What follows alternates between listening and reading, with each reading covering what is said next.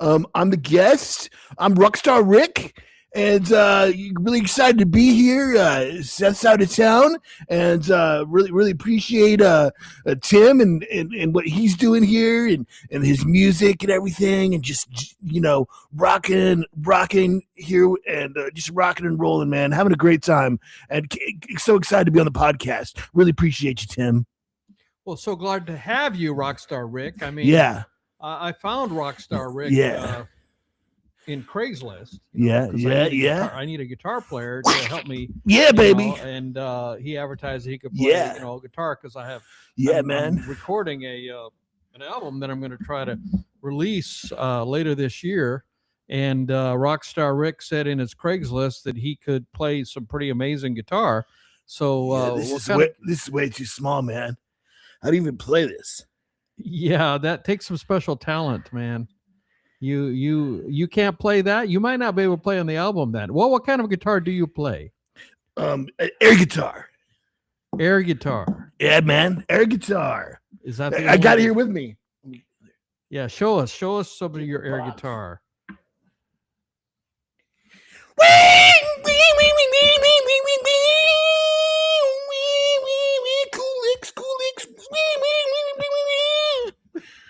Yeah, buddy. Rockstar Rick, at your service. Oh, no, what's happening? Rockstar Rick, you're wearing a wig, Rockstar Rick. No, it's all good, man. It's all good. You're doing great, man. Let's just keep it rolling. Just nothing to see here. Okay, you got it back together, Rick. I'm glad to see it. Glad to see it. Whew. Oh, goodness gracious, man. Are you from California? Southern California? You give me that Southern California vibe. Nah, Minnesota. Minnesota. Okay. Yeah, Rockstar Rick is from Minnesota, escaping the snow, man. Well, yeah. So that's why you came to Nashville. You're quite willing to come. So yeah, Minnesota via Maine. I've lived most of my life in Maine, So how many albums have you played air guitar on? Oh man, it's too many to number. None. I just mostly first time, huh?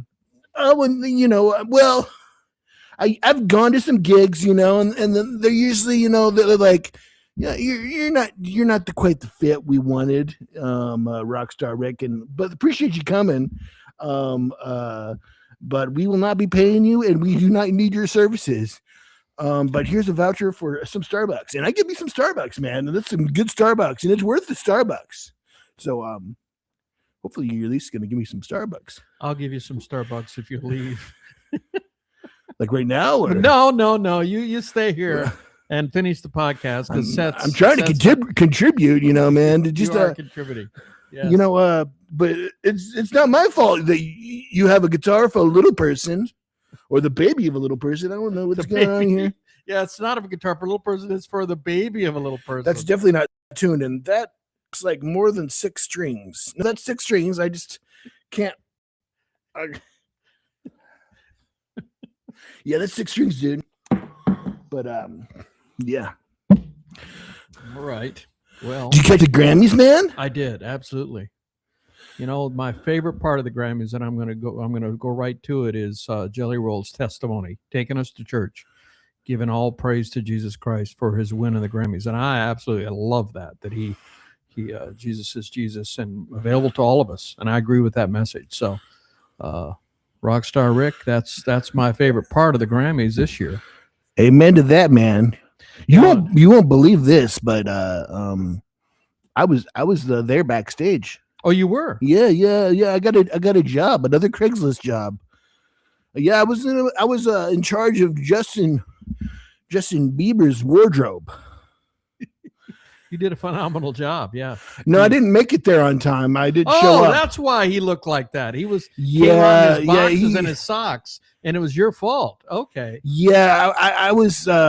Man, it was a nice suit that he was supposed to wear, but I just didn't make it there in time. There's a lot of traffic. They don't warn you about the traffic there. There's a lot of traffic. And I might have got the address wrong. Did you know Was they he were in mad? California? Was Justin Bieber mad?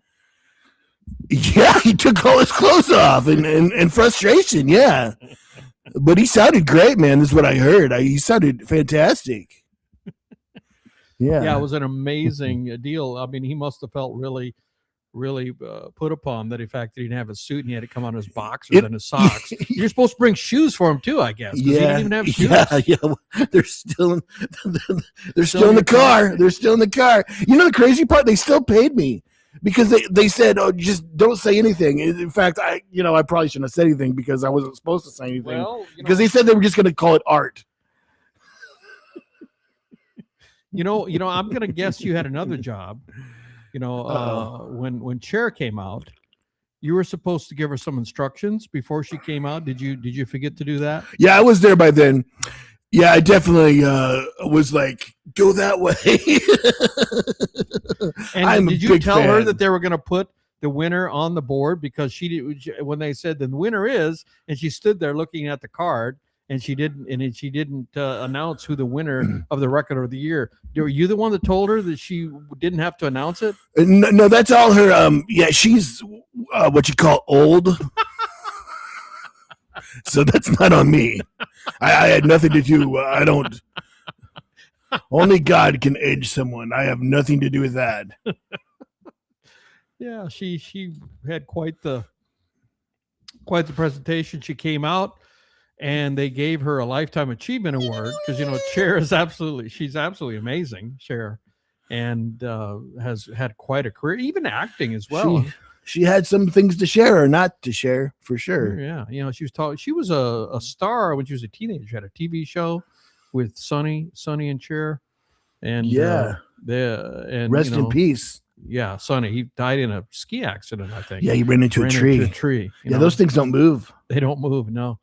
And I know that. But she looked great. She's had some surgeries. She looked amazing for 80. Absolutely amazing. But she seemed to get a little confused. Yeah, she definitely seems confused. I mean, I could bond with her on that. I've just like you get confused sometimes, Rockstar. Oh yeah, you'll be surprised, but I was dropped as a child on a daily basis. On your head? Yeah. What? Dropped on your head? Sure. Maybe. Yeah, probably. Yeah. So anyway, she walked off the stage. They gave her that award. Who did? Cher. She walked off the stage after they gave her the Lifetime Achievement Award, and she was supposed to give the Record of the Year award, and she walked off the stage, and the MC had to ask her, "Please come back because you have another job to do." And she came back, and then she messed that up. She called Luther Vandross, and he's been dead for 20 years, and is the winner of the Record of the Year. So just are we glad he didn't show up? That would have got a little awkward.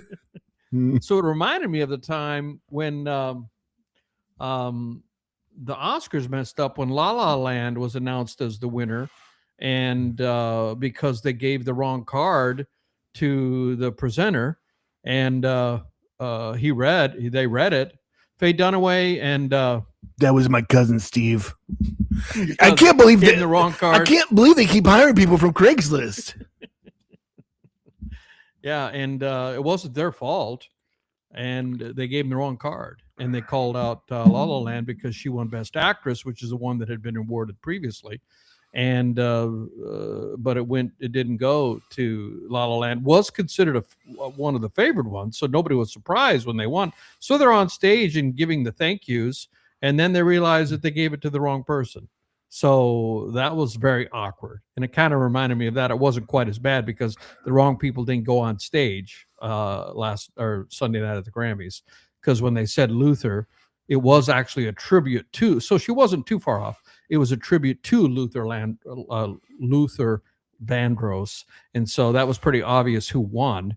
That was the name of the song, not the name of the artist. So. Just interesting. That's so cool, Tim. You're a really cool guy, man. I really enjoyed doing this podcast with you. I can't believe that Seth guy is not here. What a loser not being here. What a loser. What a loser. I don't like that guy. Let me just check something here. Check it, man. I'm just over here doing my little, tuning my air guitar. Do your thing, yeah. I, not with the band right now. That's why but I used to be with a cover band. You know what those are? Yeah. You know what a cover band is? No, what is a cover We band? cover bands. It's really awesome. Does everybody play an air instrument? Yeah, everybody plays an air instrument. Yeah, air basses, air drums, air guitar. Yeah, but we only cover bands. Oh, okay, I want to check that out. What's the name of that project? Covered Up. Wonderful. Covered Up, man. I'll look for you on social media. Yeah, man. We got some CDs. I forgot them. They're in the car with Justin Bieber. Sound on the CDs? Or is it all silence? No. There's a track, dude. But it's a video. It's a video, so you see us. It's a cool video. We're on on the social media and stuff. Okay. Yeah, we're on one of the big ones. I think. Face Look or something. I don't know. Facebook. No, it's definitely Face Look. How about Instagram? Yeah, we're on Instagram for sure. Yeah. Stephanie coordinates all our electronic things, and she handles that, and she does a great job. I think we have 3 followers. Sounds like you're killing it. Yeah, Grandma made 3 accounts. She's great. I love Grandma. So Rockstar Rick, are you excited about the Super Bowl? Yeah, we're looking forward to the Super Bowl. Got $10 on Green Bay, so looking forward to that. Green Bay's not playing in the Super Bowl, Rockstar Rick. So I'm definitely gonna lose my bet. Sounds like, yeah. Bummer, man. $10. Well, you can afford it, right? It's gonna surprise me. I placed that bet on Craigslist. I got 21 odds. Not surprised. All right. So what else you got going on, Rockstar Rick? Oh, working on some of my new tattoos. Yeah, those tattoos look awesome. Thanks, man. It looks fading awesome here a little bit, and so I gotta need to freshen those it up. Man, gotta look cool. But I definitely have them sedate me because I can't handle the pain. So. They put you out when you tattoo? Oh yeah, for sure, man. For and then sure. When you wake up, you're like, I'm a little baby. Show me my new tattoo. I look cool and rock star like, but man, that's skin deep. I've never heard of anyone being put out to get tattooed. That's a new one on me. I'd not ever heard that. Yeah. I didn't know that they ever did that. Yeah, it was like if Michael Jackson can do it when he goes to sleep every night. I mean, why can't I do it for a tattoo? So I was like, hey, come over. I'm going to sleep. And they tattoo me up. What's horrible is when you wake up in the middle of it. And it was like, and then it turns a frowny face into a happy face. And, as a rock star, you have a certain coolness, man. You can't have smiley faces on your skin. It's not cool, man. All attitude, huh? All attitude, man. I'm all attitude. Air guitar attitude, and then I am a vegetarian, though. That's probably weird. Very weird, yeah. Yeah, I don't want to hurt the animals, man. Well, you do have a heart there underneath those tattoos. I don't want to hurt the animals. Well, I used to have a pet Bambi. You had a pet deer, yeah. Yeah, it used to sleep in my bed with me, and then until it got full grown and was kicking me in the face. Everybody thought I got in fights. I had a cool story for the black eyes, but it was the deer. Was it a buck? Did it grow antlers? Yeah, yeah. Poke you in the middle of the night? Poke your eye out, I tell you. That's why I have the glasses on it all the time. This isn't to look cool. This is to cover up the many injuries to my left eye. But, turns me into a vegetarian, doing my best, loving the tofu food. Smells great. eating it up. But what's new with you, Tim? I heard you're into music and stuff, dude, and I heard some of your music on Instagram and Facebook and the social medias, and then I've been listening to you on Spotify. And man, dude, I could do a sick rip on some of your solos. That's why we hired you here to come and put some that's air awesome. guitar on, because I'm getting ready to release this new album, Raised in South Dakota, and I'm perfect for music videos. I'll bet you are. Yeah, man. Charge for you because you thought I played guitar. I apologize. That's my fault. It's just air guitar only, man. Strictly air guitar. But man, I do a cool air guitar in the background of a music video, dude. Do you practice regularly the air guitar, or is it just something you ad lib at the moment's notice? You just got to feel it in the moment. I kind of study it. I watch a lot of YouTube, watch a lot of the YouTube and study people doing it. But I put in 80 hours a week studying your air guitar. Yeah, studying it. I wrote a book on it. You did? What's the name of the book? It's air guitar for dummies. Wow, you've trapped into the For Dummies series. Wow, that's been quite successful. I don't know if they're still making those series. That was a thing. Am I gonna have a copyright issue? Yeah, you may very well may. Yeah. Oh, yeah. They've been. What if I call it air guitar for this dummy? You think I'm good there? You might be okay there. You might escape the copyright issues. I'll call a spade a spade. I'm a dummy, man. I'm not the smartest guy. I didn't pass the college or high school. Man, I barely made it to third grade. When did you realize you wanted to be an air guitar player? Oh man. How old were you? Probably 12. 12, yeah, 12 years old. What was your inspiration for that? So like 2 years ago. Yeah, I'm only 14 years old. You're quite big for a 14-year-old, aren't you? Yeah, that's what they say. They're trying to get me into football. But I tell them I'm horrible at kicking the ball. Well, you don't have to kick the ball if you play football. What? Yeah. There's you tackle people, block people, but run with the ball. But it's called football. I know it's called football, so it might be a little confusing for you there. But yeah, in Minnesota we just play ice hockey, man. We just play ice hockey. That's a fun sport. Yeah, I think this bit's getting pretty burnt out. This is probably getting old. Maybe I should keep my... Okay, Rockstar Rick, are you going to say bye now? Bye now. See you next time. Rock on, dude. That does right there. If you're still with us, thank you for hanging with us this long. You're still with it because we're not here. We're floating. I think Tim just booked a flight for Friday. If you like what you think about Rockstar Rick. I mean, should he come back or should we? You know, it'd be funny if you put me in the back of a music video. It looks pretty cool. We should take some pictures. Oh, man, this is not a bad getup. Hey, Amazon can't beat it. $25, everybody. Yeah, Seth did not go out and suddenly get full arm tattoos, full sleeves. He did not do that. Oh yeah. Or maybe you did. And you just didn't those are pretty cool. They are. I mean, they look pretty real. They definitely fade when you stretch them out, but they do the trick. That's funny. But that's funny. Rockstar Rick. Rockstar Rick. Trying to, spice it up a bit. Being a little silly. And didn't really look like this guy. Let us know what you think of Rockstar Rick, if you like it.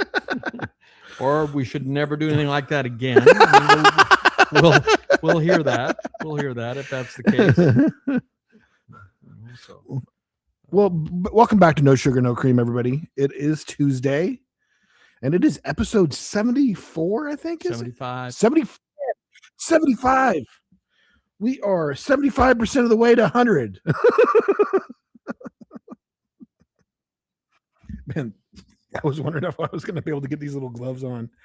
Oh, my goodness. So we should be having sound. I mean, I checked it on YouTube, and we've got sound. So and my mic's good too. I felt like one of the podcasts, the sound just seemed like it was coming from yours, but check. Yeah, both mics are good. Yeah. but then I don't know. But yeah. One of the podcasts you said your mic wasn't working. I wasn't sure though. I could still hear it okay, but it didn't sound like it was coming directly from Really? my mic. Which podcast was it? It was a couple back, I think. Well, it's possible. We've had every kind of technical difficulty you can imagine. I mean, we have done a full hour-long podcast with no sound twice. Twice. So we're doing our best not to repeat that mistake. I mean, the second time was bad enough. We don't want to do it a third time. Yeah, so, I mean, and that's on me. I'm the technical person. And it's always going to be a little bit of a struggle because, I mean, that's why people don't go live because there's a lot of uncertainties. I mean, it's not a common thing at all for podcasts to be live. And ladies and gentlemen, we are live. We are absolutely live, and you can on join Facebook, us. Instagram, I'm checking YouTube, and feel free to share the podcast. We really appreciate you guys. Hopefully, you enjoyed us goofing off a little bit there and having a good time. I can do that. The wig, it didn't fit very well, but it looked pretty sharp. It looks pretty sharp. This is so much better than the last time. They're like, I wasn't planning on the last wig, just how it matched me too well. It was like too perfectly. Like Seth just let his hair sit without his character sit. Oh, that was funny. Steve the Star. Oh, hold on a second. We're about ready to go. Battery. Ladies and gentlemen, malfunction. And that's what happens when you're live, ladies and gentlemen. You know, we did lose electricity on the cruise ship. That's another tough thing was doing it live on the cruise ship. We're using the internet on the ship, but for the most part, Starlink hung in there and we did pretty well. But little things come up. Well, this is an older laptop. I mean, and it has 4 USB 3 ports. And one of them apparently is defective. And I had the battery plugged into that one, and it was down to like 1 or 2%. So glad I noticed it. But now it is charging, so we should be good to go. You know, doing your tech. I mean, when we get big enough, and Bob, we fired Bob, didn't we? We don't have Bob anymore. I haven't seen him for a long time. He shows up, mostly just takes naps, but we don't pay him anymore. Bob was our technical guy, and he just fell through on the job, and so I'm doing it myself. That's why we started doing cut his pay in half. You know, half of zero, still zero. So yeah, and doing it in real time. But you know, I think we're getting there. 75, Seth, 75 podcasts we've done together. I mean, that's a milestone. That's awesome. That's a lot of podcasts. It's been a lot of fun, and I hope those of you came along. And we're continuing to try to improve. Now on YouTube, I don't know if you watch much on YouTube. You can have different chapters, and that capability is there. So on the playback line, there's actually little demarcation where subjects change. And I've asked someone that works with me, my virtual assistant, Rika. I've given her the task of putting the chapters into all the videos that we have done, and she's going to start with the 25 or so that when we started doing timestamps, you're responsible for doing the timestamps, and you've been doing a great job of that and putting timestamps. So with the actual, like 3 minutes and 15 seconds is just when we start talking about this. But on YouTube, it's going to be not just a demarcation and you have to fast forward to it. It actually has a little mark in the playback line where that starts, and it's called chapters. And so we're going to be introducing that on YouTube, and we're continually trying to improve the viewing experience for you guys. We're going to go ahead and announce that, even though we don't know if it's going to work out or not, but we're announcing it right now. Tim's making that announcement, so things go super well for us. So there's no issue. This is going to work perfect. We hope it hasn't happened yet. So, yeah, I probably should have announced it, but we're trying. It's an aspirational announcement. I'm not sweating. I'm sweating for another reason. That wig was hot. So we're doing an aspirational announcement that we would. It's gonna go great, guys. Yeah. Those of you who just tuned in, you missed. You need to go back and watch the beginning. We had a guest, Rockstar Rick from Minnesota, was on, and pretty amazing. Pretty amazing. He had both arms full sleeve tattoos. And it's pretty hot in that wig with the sun. was the wild man, Rockstar Rick, the wild man. But we kicked him off the podcast because Seth got back, and so now Seth's with us now. And he was running out of things to talk about.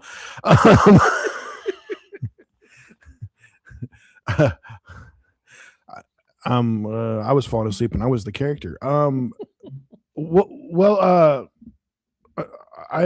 It was really quiet around here this weekend because Tim went on a little trip.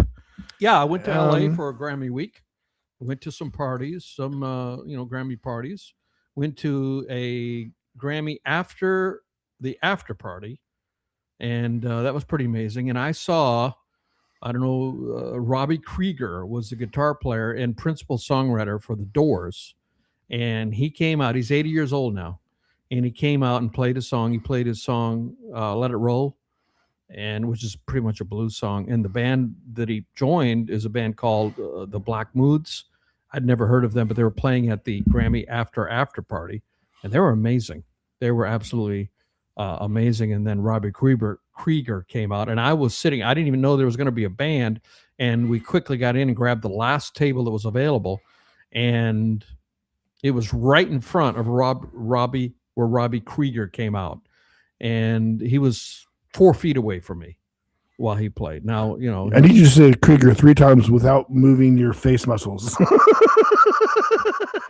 Now, the Doors were quite influential in the 60s and until the 80-year-olds were popular during the Grammys and after Grammys. Yeah, Cher is a. How would you compare him to Cher? Yeah. How would you compare him to Cher? Well, he looked a lot. He looked his age, or maybe even a little more. He looked fragile to me. He looked fragile. He was a small man. Much smaller than I thought. He probably weighs, 120 pounds, and not that tall and quite slight. But he looked just being honest. But he played pretty decent. But he was doing this. Older people do this with their mouth. I don't know why that is. Have you ever noticed older people sometimes just visibly chewing something? I feel like I'm going to see it all the time now. He was doing that, and I was close enough that I could see it. He was constantly. That means he doesn't have teeth, right? Something, I don't know. But his playing was pretty doggone good, and it was a treat to see him.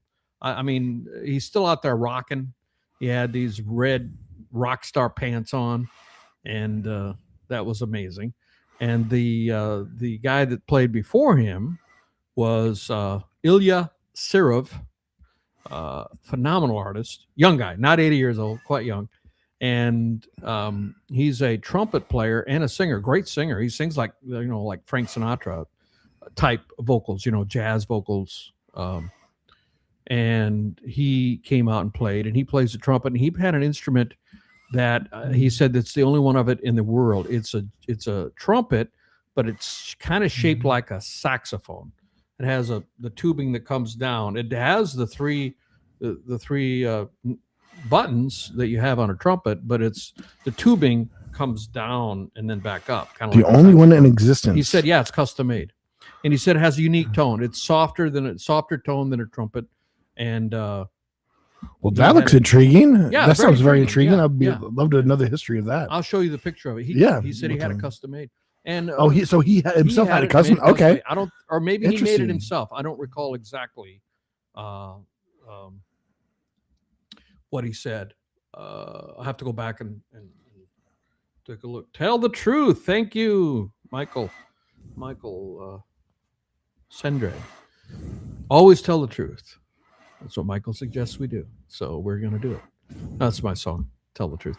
Anyway, it was that was amazing. And his guitar player, Japanese American, I believe, was playing a Japanese guitar, a Saito guitar, made in Japan.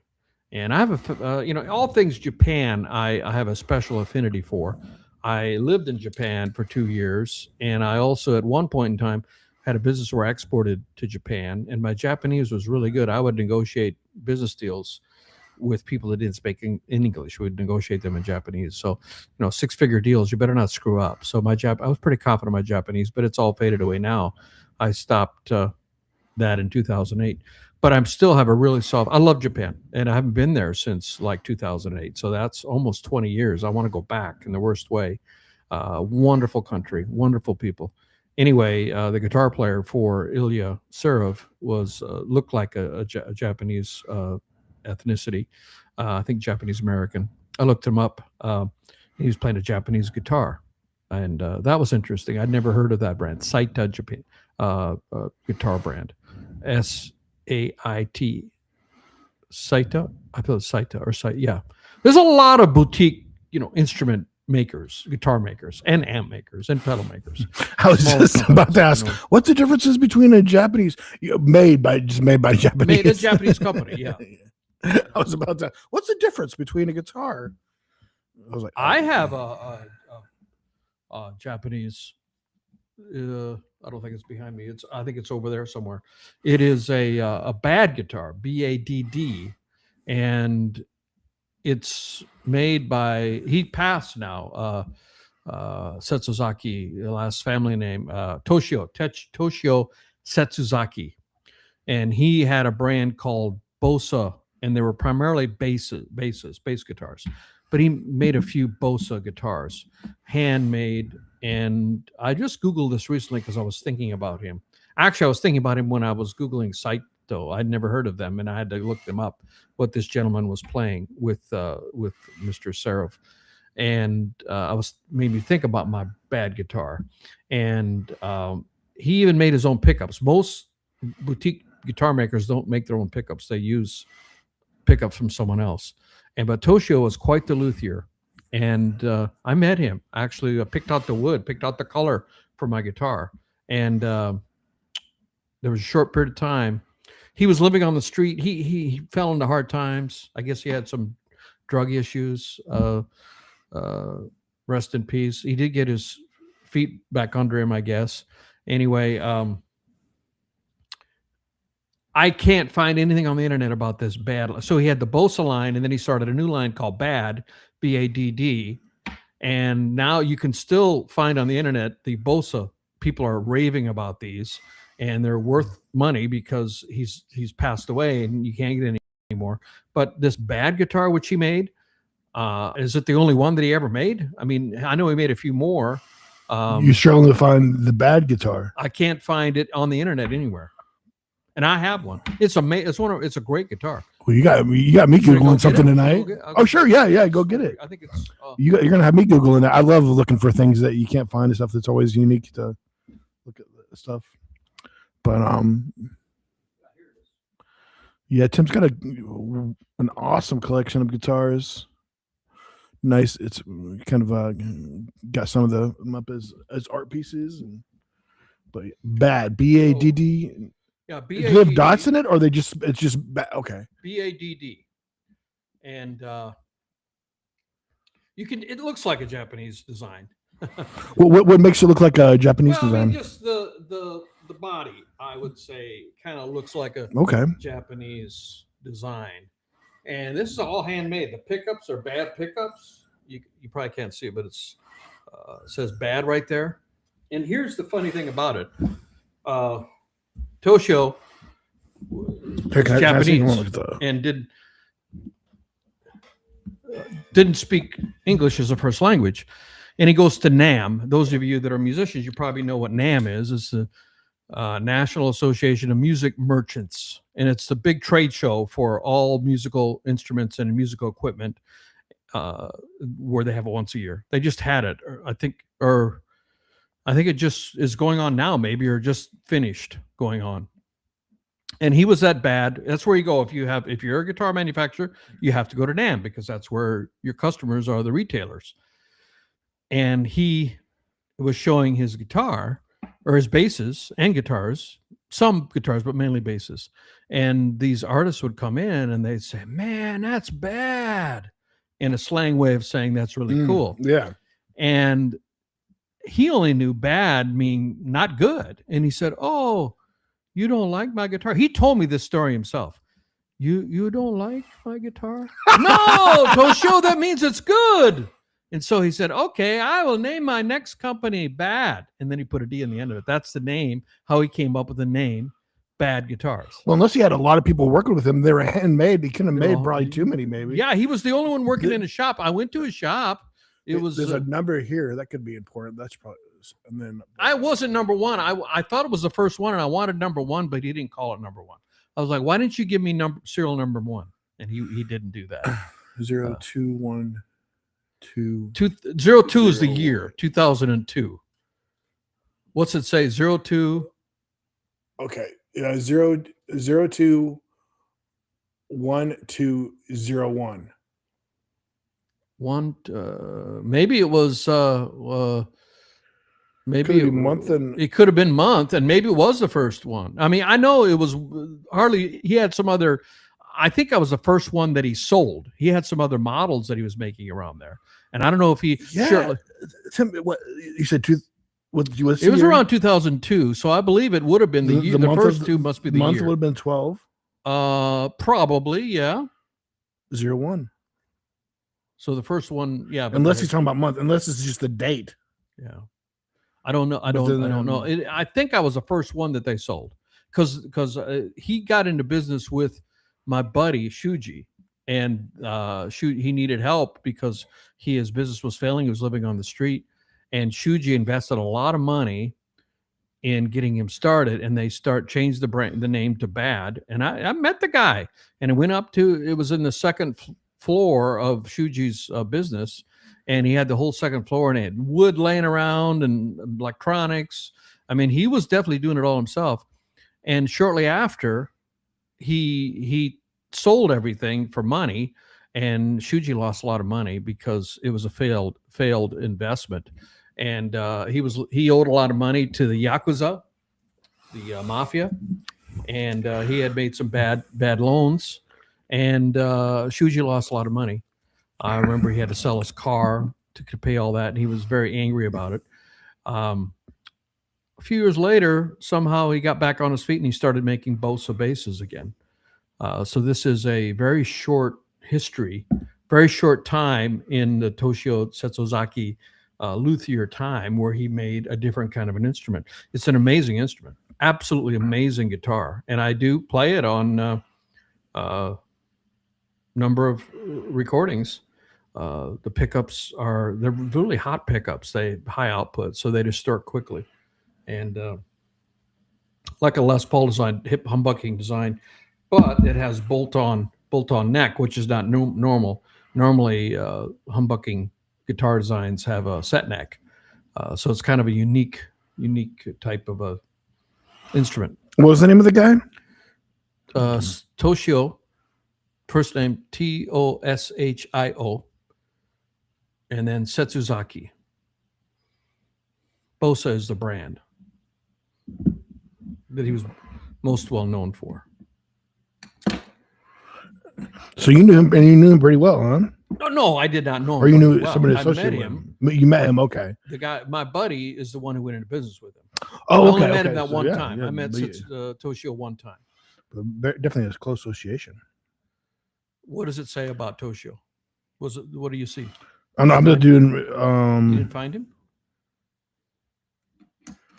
Toshio Bosa basses. Just look for. I can't find anything on Bad so far. Oh yeah, no, I can't find nowhere. I can't find it anywhere, and nobody's going to believe me because it doesn't say Toshio on it, But he definitely made it.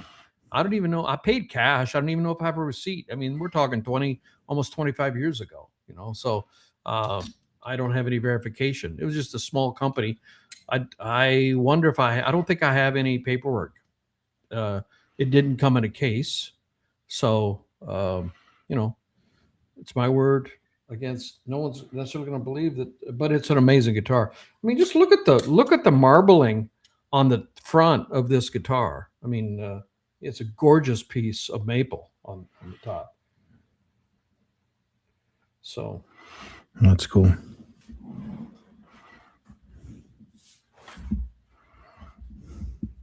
And that is the guitar of the day. Every podcast, Tim will grab one of his guitars and tell us a story. And once he runs out of guitars, there's going to be a lot of he's going to have to buy more guitars. Or we're going to have to stop doing the podcast. One of the two. No, we're not going to stop doing the podcast.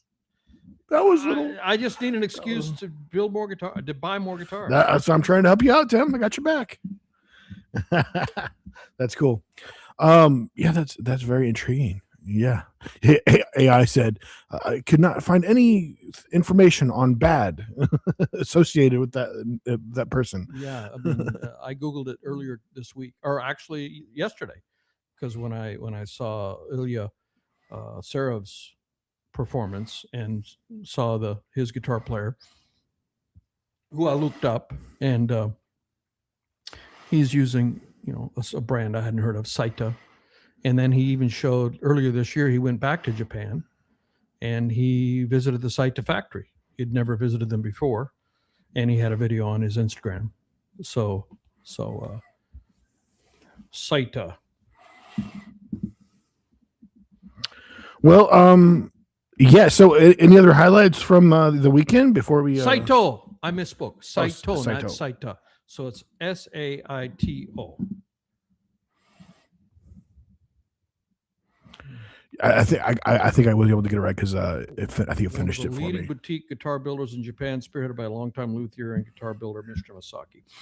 Anyway, so yeah, what else? I didn't get tickets this year, to my regret. I didn't realize I'm just a new voting member this year.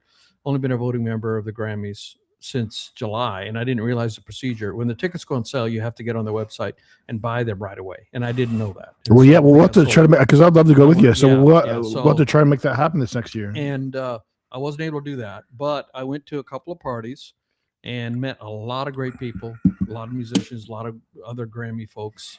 And I met a guy, Bruce Monacle, who has one of the biggest vintage microphone collections in the U.S. The other one being John McBride, who owns Blackbird Studios, who's Martina McBride's husband. And actually Bruce told me he mentioned John. He said, John and I have the two biggest vintage mic collections. And he rents these vintage mics out when people want to record a record. And he talked about a recent record that was done with Taj Mahal and I've forgotten the other artist, and he said the bill was $30,000 to rent his mics for the period of time that it took to record the album. That's big money. Of course, these mics are valuable. Like a Neumann 47. They made them they introduced it in 1947, and Neumann's being a German company, that's like the vintage mic. I think they still make 47s are like 30 grand, 25, 30 grand. And, then you got Siemens. He was raging about one Siemens. Siemens is another German company. And then AKG, all German. I guess the Germans kind of dominated the vintage mic. And then there's also some Japanese makers from that era, post World War II, that made a bunch of mics. And those are valued. Tube mics, you can still buy them. Sony has a tube mic, which is, remember when I went to my training school, Sony was considered one of the ultimate, but a lot for pop. There's a Sony mic that is used a lot for these things. So interesting. And once I told him I was interested, he started talking, and you couldn't shut him up. I was interested because I love vintage gear, and most of what he was saying was kind of over my head about all these vintage mics, Bruce's mics, but he just kept talking. I suppose there aren't that many people that are willing to listen to you talk about vintage microphones. And so when I exhibited an interest in it, he went off, and I learned some things, about vintage mics. I just love vintage gear, music gear. It's just fun, and that's what I do. I got to shoot. Yeah, renting stuff out could be. I've thought about that for cameras. I mean, little business idea. If you ever want to go to California, maybe you saved up some money, or get a chance, and you want to try to make in the movie business or whatever. Something I thought about doing. There's quite a range of different costs of cameras, but you can get there's a really popular camera that you can get for like $25,000. And that's still pretty priced. There's plenty of movie makers.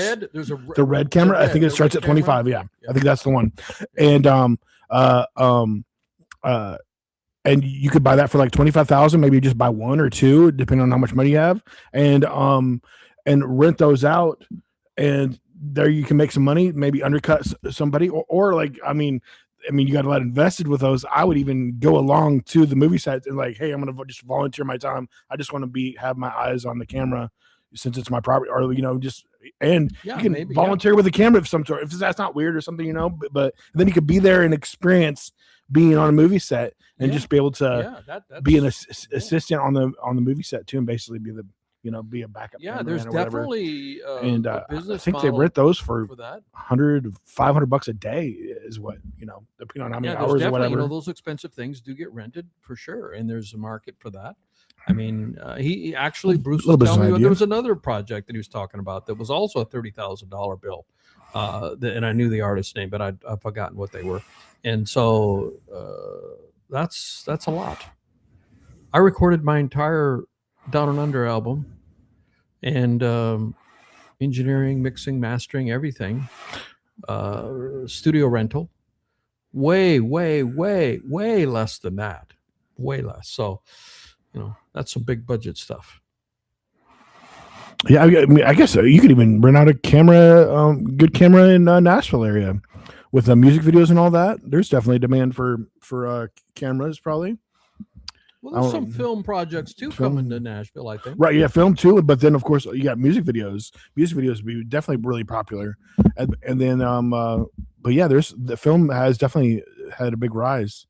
You got big for that music and film. Yeah, you got one of the. They've had some shows that are even based in the past. They've had that Nashville show, and then you have that new one. I don't know if that got picked up for the second season. We were kind of disappointed with the first episode. I think it's called Nashville, isn't it? That one's called Nashville 911. Nashville 911. Yeah, or 911 Nashville. It had Kane Brown in it in the first episode, but it was like they cheesed it up a little bit too much but I like some of the characters and stuff. They had interesting. Well, here's the question for you: did you watch anything after the first episode? No, I needed to check out, or maybe I started watching a little bit of the second episode and I didn't finish it. But man, 911, the one in Texas. What's the town there? Houston, Austin. 911. That one's so good. That has such a good cast, and I love that one. Which sadly it ended, but it went on for 5 seasons, and that was so good. So I'm instantly comparing it to that, and there was like no comparison. It's just the acting and everything. I mean, it just was killer. Well, sometimes you got to develop. You got to take shows a little time to get their feet under them. Mm-hmm. I'm talking about a 90s TV show. I was talking about. Okay, here's an interesting thing. So I stayed at the hotel where actually it was a Grammy sponsored hotel. You got a discount for being a Grammy member. So there were other Grammy people staying there, and I'm having breakfast, and there were this couple and then another lady, and it was a Sunday morning, the day of the Grammys, and she was talking about how she was going to get there. It's walking distance from where the hotel is, but she was going to be, people wear their best. They're wearing, she said, I have to walk with high heels. How far is it? Should I walk? Can I get an Uber? But if you get an Uber and you're going like, half a mile, the Uber driver probably won't be happy. So, should you walk? Should you get an Uber? And they were talking back and forth, and it was an interesting thing. The guy had been to him before. He was from Atlanta, he and his wife, and he said that he asked where she sat, and he said that you have to sit in your seat until a commercial break, and then they'll put a timer on the screen, and you have like 4 minutes, and it starts counting down. You have to be back in your seat. You can't only move during the breaks. Mm-hmm. And then he asked where she was, and if she was in the platinum seat, you can't. If you have to get up, somebody has to sit in your seat. Right. You do not want an empty seat. And I wasn't aware of that. I mean, and so I was talking to my buddy Fedge about that. They have designated people that will sit in those seats. And he said that apparently there's an episode on Seinfeld where George Costanza played that role, and I got to look that up. And he actually accepted the award. You can imagine Seinfeld. And then he goes afterwards, and he's this big rock star. And then they realize that he. That he didn't deserve it, and then that whole plays out. I want to watch that episode, but I guess that's the thing. Award shows, I can make sense. They don't want empty seats, so somebody has to sit in your spot, and just found it interesting.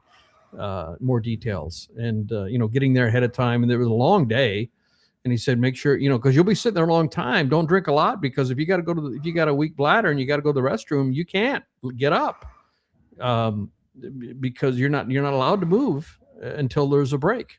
So kind of interesting.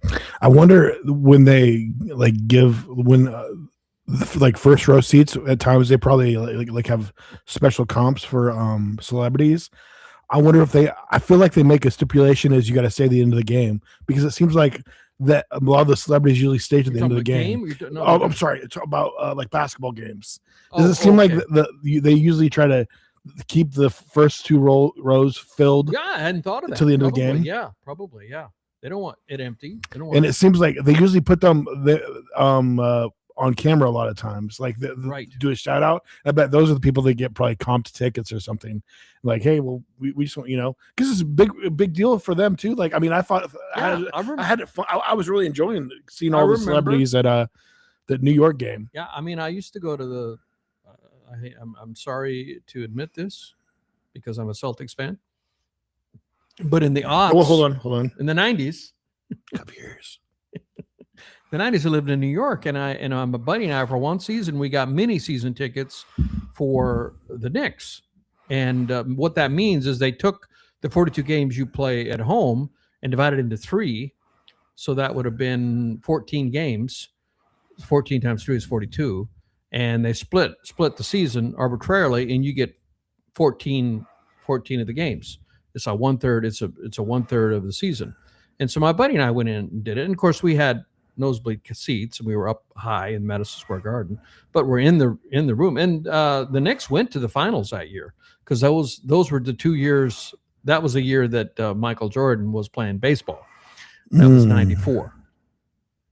And I remember I used to bring binoculars. After the first game or so, you realize you don't see it. And I remember specifically Sharon Stone. Sharon Stone was one of the biggest movie stars in the world at that time. That movie that she came out where she did that famous scene. Fatal Attraction. Was it Fatal Attraction? Was it? Sharon Stone? I believe so. And so that was in the early 90s. And so she was at the top. She was at the top of the game. And I remember seeing, and she was gorgeous woman, gorgeous. And she was sitting on the sidelines, I remember, on the front row. And of course, Spike Lee was there all the time. Basic Instinct. Yeah. Basic. I didn't think it was Fatal Attraction was Glenn Close. Oh, okay. Yeah. Anyway, and I just remember her because she was such a big star at that time. Just fatally attractive. Sharon Stone. Anyway, yeah, I remember, and I'd get my binoculars and I'd see who was sitting in the front row, and it was fun. Celebrity sightings is part of the fun. Yeah, I was thinking about going to a Vanderbilt game. They were playing Saturday, and I was the tickets weren't too badly priced, but I ended up not pulling the trigger on it. But it would have been fun. They have a good team. They're ranked 14 or something, but yeah. They've had a good year. The football team was good. Now their basketball team's doing. I forgot.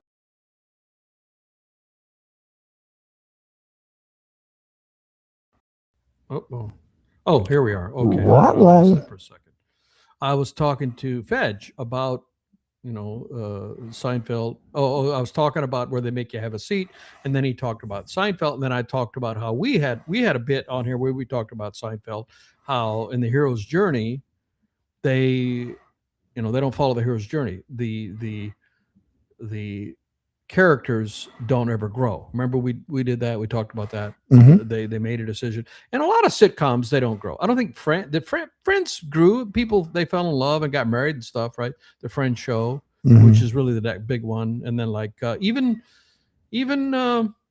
what's the one with Sherman, the guy with 2 PhDs? What's it called? Big Bang Theory. They moved. They evolved over time, right? Mm-hmm. But in Seinfeld, nobody grew, and Fed said it was something that makes sense. He said the main principle that they decided. See, what I had said was what I just observed, but he said, according to what he's read, the main principle for them is that they're all so selfish. They're just selfish. and they continue to be selfish from episode 1 to the last episode of the last season. And that makes sense. They're all pretty selfish, self-absorbed, and they don't learn from it. They don't learn from it, right? But it kind of teaches you how selfishness does any good. Just put you, and that's probably why at the end they put him in jail. Remember the last finale? I've only seen bits and pieces. I really haven't watched the whole season. Yeah, the very last episode, they went to jail. Oh, that's funny. And they had other people. I know, no soup for you. No soup for you. He was in the last episode, soup Nazi guy. You know, he was in the last episode? I believe so. Oh, that's great. They brought a bunch of people back, people that they had wronged, that they had done things Oh, wow. to. That's great. And I love a good sitcom. You know, I'm a big fan of Tim Allen, of course. I've turned you on a little bit to the newest series. Girl from his daughter is played by the girl from Two Broke Girls. Yes. Phenomenal. I realized that when I saw a clip of Two Broke Girls, and I'm like, that's that girl from the Tim Allen show. You got Sean William Scott that got big from Apple Pie, or American Pie, doing a great job. Plays one of the, and then you have this actor who's in a wheelchair. In the wheelchair, he's He black guy in the wheelchair, and he's really in the wheelchair, and he's been an actor for years. But he had been, before his accident, he had been in a movie even with Tom Cruise. He was in the Galaxy Quest, one of the most hilarious films. It's you're not big sci-fi, but you would get a kick out of this movie even because it's like isn't that a joke? Galaxy Quest. Galaxy Quest. Yeah, they play is that the one where they play characters? They play characters, and then but the aliens think they're real. They're real. Yeah. Think they're real. They think that they really play these parts, but it's just a show. And it's so funny. But he's in that, and he can walk in it. But he ended up having Tim Allen is that right? So he worked with that guy. He been friends. You know, that's the thing about it. You see big stars, and they surround themselves with actors in a lot of their movies. They or directors do as well. They find somebody they're comfortable working with, and maybe they become really good friends. And they just show up. The supporting actors or actresses show up time and time again, and probably because the leading actor or actress says, you know, I really like this person, and I want to bring them along, and we do good work together. And so there's a lot of that, right? I mean, but I just felt it so impressive that somebody that was a working actor has something devastating, being in I think it was a motorcycle accident, and then being paralyzed from the waist down. And a good percentage of people that would change their life, where like they wouldn't feel like they could do acting anymore. They, you know, you just go collect a Social Security check. You can collect a disability check for the rest of your life after something like that. But yet he didn't let him change his pursuit.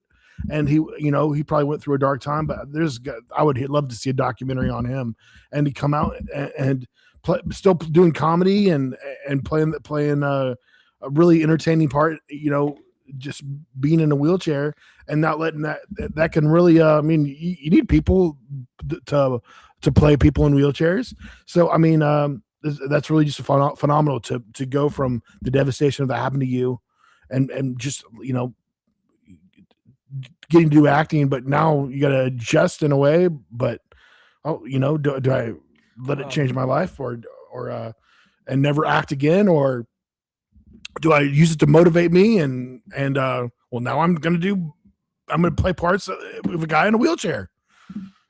There are a number of musicians who have done that. And the one that comes to mind is Jason Becker, who was a speed metal guitar player. I mean, he could play, look him up. He could just shred. And he has ALS, so it wasn't an accident, it was progressive. And now he's in a wheelchair, and the only thing he can move is his eyes. But he continues to compose music. Wow. Using his eyes to, you know, it's like Beethoven was deaf and he still continued to compose music. People overlooking their disabilities. Like the drummer for Def Leppard, they had a bus accident and his arm was crushed and he only has 3 limbs. And they were like, what are we going to do? And he found ways to rig up his drum set so he could play with only 3 limbs. He missing the one arm, and he played all the parts. And I remember saw an interview or a video of it, and the lead singer for Def Leppard said, we knew we had to go on a hiatus after he had that accident, and we had to figure out if he actually could play those parts, and the rest of us in the band didn't think he could because he had only 3 limbs instead of 4, and he figured out a way to do it. And when it became evident we were practicing, he could play it. We all started crying, couldn't believe it, and so they've continued. And he's handicapped, doing the best with what the life has given him. Yeah. And, well, goodness, I have somebody in my life when my parents were house parents at a children's home. His name was Shaun, and he was the star running back for the high school. And a lot of people said he was probably going to go play pro. He was he was like 7th or 8th grade playing for playing 9th or even 10th grade team or whatever, and just amazing running back. And they were playing back at the children's home, playing some tackle when they shouldn't have been, and ended up getting hurt, and he ended up landing under somebody, and in fact, somebody was under him, or no, he landed on top of somebody, and luckily that person knew that he was hurt, so he didn't move because he could have even got even more injured. But he broke his neck, and he's had to live with his injury his whole life. And but quadriplegic, right? Can't move his arms or legs. No, he can move. He does all right with his legs. He plays video games. He does like Twitch kind of stuff. So, but he's on TikTok. And shout out to Shaun Neeley. If you're on YouTube, follow. He's trying to get up to I think it's 100 people you got, so you can go live on YouTube. And he wants to start doing live. He does pretty well on TikTok, but I mean, he's just like us, any other streamer. And he's got a controller where he can use it. So he can use his hands, but not like not like us. He has difficulty with moving his hands, but they have this custom controller where he can use all the buttons on it, and he plays sports games and does even shooting games and stuff. So he does kind of like what you'd see on Twitch and stuff. And of course, YouTube is one of the places to do it, but he's doing it just on TikTok right now. And he's wanting to go to YouTube. So if you like streamers, and he does a good job of interacting. Any people ask questions, he quickly responds to you and interacts with you. And even with the tough time that he's gone to, he definitely is quick to give glory to God for pulling through it all. And I like that. Yeah. And because it sucks what happened to it, but to be able to make the best of it and come out at the top, and here he's able to,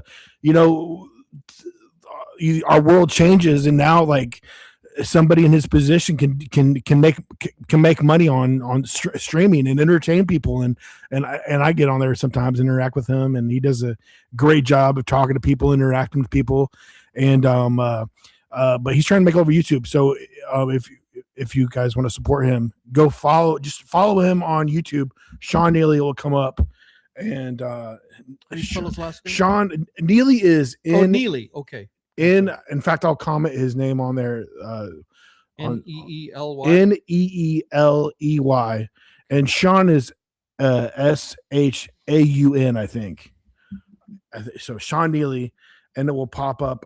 I'll say here and again when I'll pull it up and tell you what it is. But he's up to like 70 something, so he just needs like 20 more people following him. If you guys follow him and make him up to 100, that would be awesome, so they can start going live. But he does pretty well on TikTok, so it's fun to go on there and see him. But yeah, I mean, you think things can accidents in your life can be put upside down. Like you can goodness, lose family in your life. Is that me? No. Oh, okay. That's That's coming through the headphones. Oh, I mean, we lose people in our life that are important to us, and we think life can never be the same, or like, life won't be the same. We all lose loved ones, people that are important to us.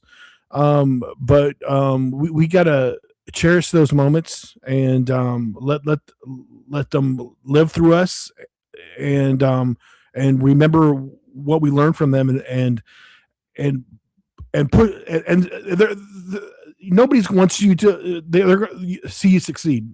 People want to see you succeed. If they're important. But anyways, I feel like I'm stuttering like crazy. I'm trying to get a point. But yeah, so let the what the devil means for bad, God's going to use for good. Oh, I love it. And yes, that's a great message there, Seth. And so if you can take those negative things and make that push you and motivate you, because well, I mean,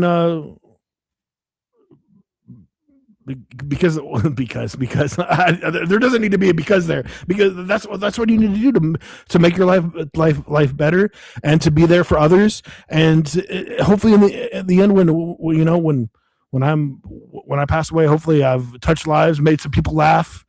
Hopefully there's some no sugar no cream people out there that got entertained and went after their felt encouraged, and motivation, man. I feel like motivation is always a tough thing to have at times. What was it? Motivation, and then just motivation, confidence.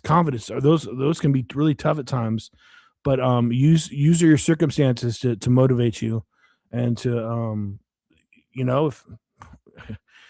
And I was like, goodness, what am I complaining about? Why am I letting my anxiety push me down? I mean, I struggle with bipolar, and it's put me in to psych wards a few times, but I don't let that.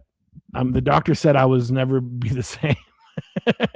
The first time I went, the doctor told my dad that I was going to be messed up for the rest of my life, and that doctor couldn't even look me in the eyes because I checked out of that place 100%, and after just a week, and I lived life completely normal, just kind of take care of myself, make sure I eat and sleep properly, and take medicine when I need to, but you can use that to fuel you to put you in a rut, because man, there's so much anxiety that comes with that, going through those situations, and use that to fuel you, to motivate you to make the right decisions, and to go after your dreams, and to be the right example for your family, for your friends, and to share the love. We got plenty of hate in this world, and we don't need any more of that. Amen, nephew. You want to wrap it up? Yeah, that about wraps it up, guys. We've done an hour and 8 minutes. So, oh yeah, we've really been starting a little early. So hopefully, you guys listen to us live. We're on YouTube, Instagram. We're on live, and then we post it on Instagram too, right? Yes. Yeah. It's just on Spotify. Most of our audience, we appreciate you guys, are on Facebook. So we'd love if you'd share it. Feel free to ask us any questions. If we missed a question, we'll definitely bring it up on the next podcast. But feel free to write a comment. But yes, please share it. And like I said, if you're a YouTube person, follow Shaun Neeley. Look him up, and I think he's he makes it to 100 now. He'll start going live on YouTube, so that would be pretty cool. YouTube's it's a lot easier. He had certain reasons he didn't like Twitch as much. Twitch is like hard to be discovered, whereas YouTube is very much user friendly. So you can go which we're live on YouTube. Yes, you get a little bit of an audience on there, but mostly on Facebook. So, guys, thanks for watching No Sugar, No Cream podcast. We will see you next Tuesday, and we love you very much.